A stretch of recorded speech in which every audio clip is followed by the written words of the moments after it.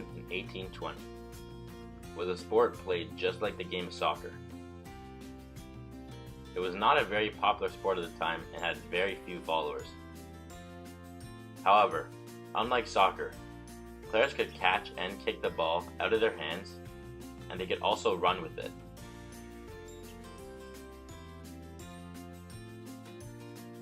William Webb Ellis was a schoolboy in Manchester who was the first person to run with the ball.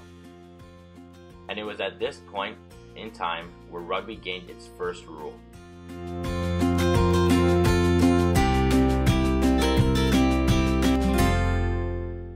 Ellis, along with many other boys, created the first rules around 1845, and those have been changed since then. A boy by the name Charles Munro brought the game of rugby to New Zealand and suggested that the local football club try the sport out. The first game was then played in May 1870 and is where the sport of rugby started in New Zealand.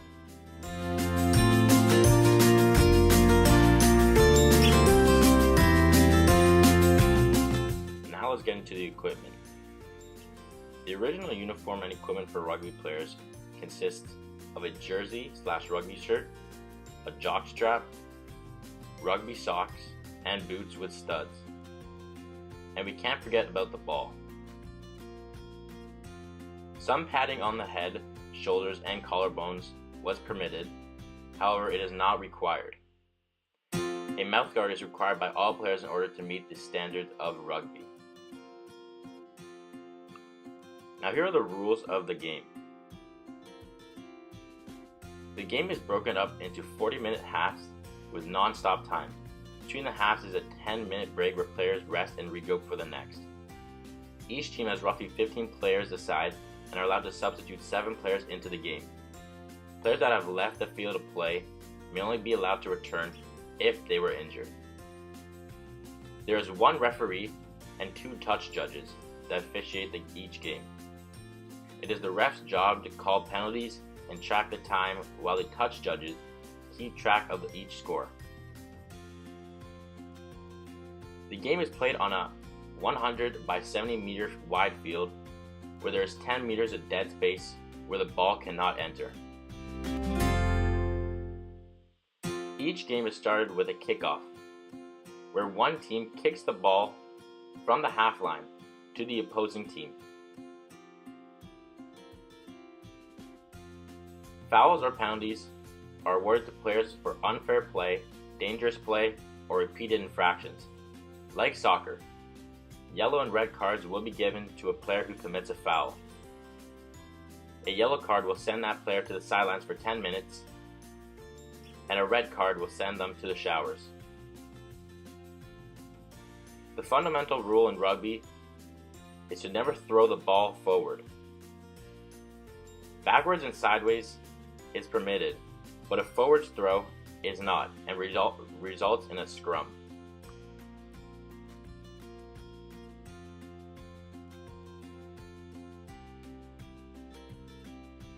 Like soccer, offsides are a part of the rules in rugby.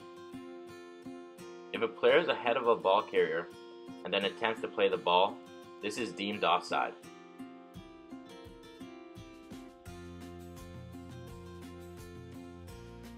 There is no score limit in rugby. The game will end once the time runs out and the team has a greater amount of points than the other.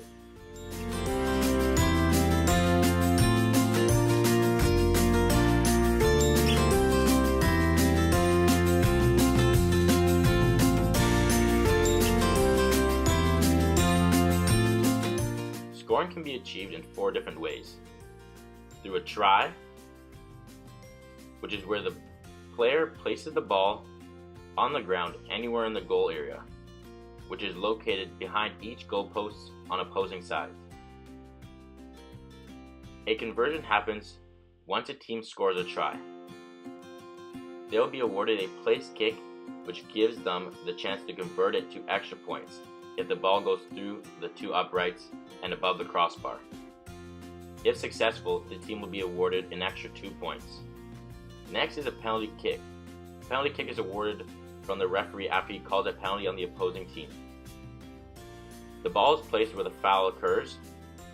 If successful, the team will be awarded 3 points.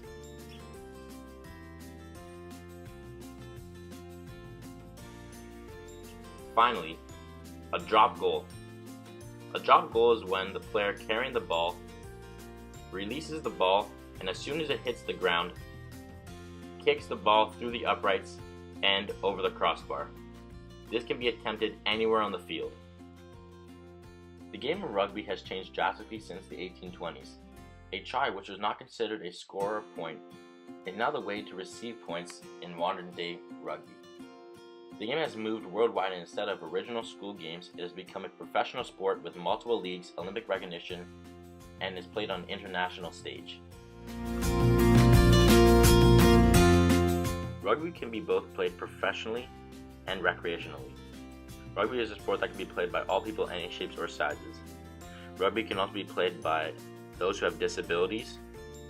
Special leagues have been created to allow those who have been denied to play the sport on a team with others with the same or different disabilities.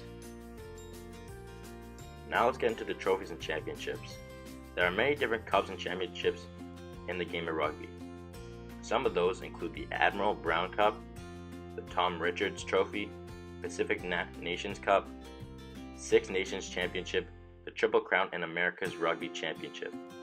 These championships are played by various teams and countries from around the world, and the championship is formatted in a tournament style where teams play in a round robin, and the winners will move on till there are only 2 teamings remaining to play for that championship.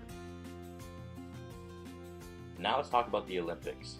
The sport of rugby first appeared in the 1900 Paris Olympic Games and was then taken out and only appeared in 2016 in Rio de Janeiro.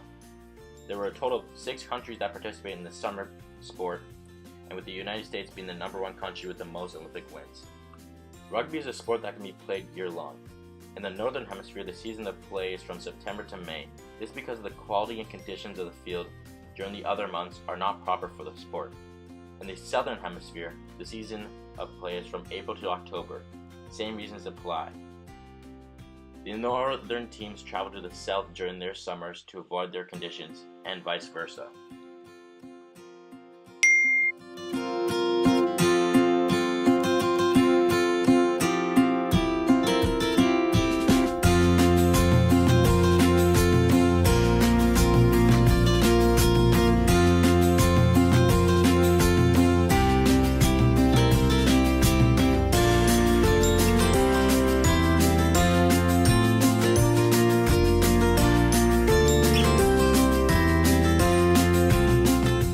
The game of rugby is a sport that takes lots of fitness to play at a professional and recreational level.